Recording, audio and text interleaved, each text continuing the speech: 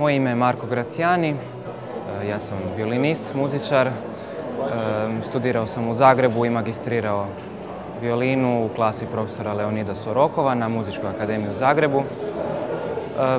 Ja sam bio tokom većeg dijela moga studija stipendist zaklade Adris. Mislim da su u pitanju 4 godine. I moja stipendija se sastojala od plaćanja, iznajmljivanja jedne majstorske violine iz jedne fondacije u Švicarskoj, u Langenthalu. Ta je fondacija, zaklada isto tako, koja se bavi prodajom, odnosno iznajmljivanjem starih, skupocjenih gudačkih instrumenata.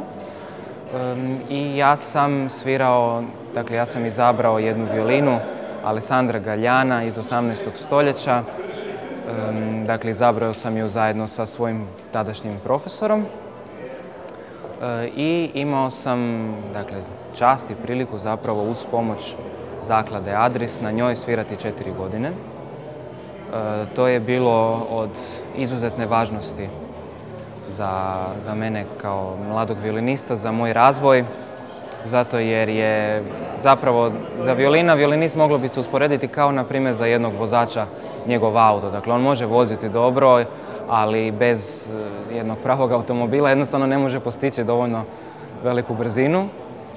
Naravno, mi tu ne govorimo o brzini, nego jednostavno o kvaliteti zvuka, ljepoti boje tona violine, glasnoći i tako.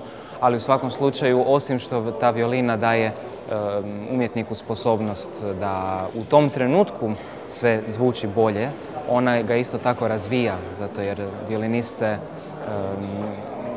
u toku vježbanja jednostavno čuje taj zvuk, tako da on samim time može naći bolji svoj vlastiti zvuk, može se razvijati, može imati dobru tonsku percepciju. Tako da, eto, u tim godinama kad je u principu jako bitno za jednog mladog violinista, odnosno muzičara, da ima dobar instrument, meni je zaklada Adris užasno puno pomogla sa 4 godine jedne takve stare violine.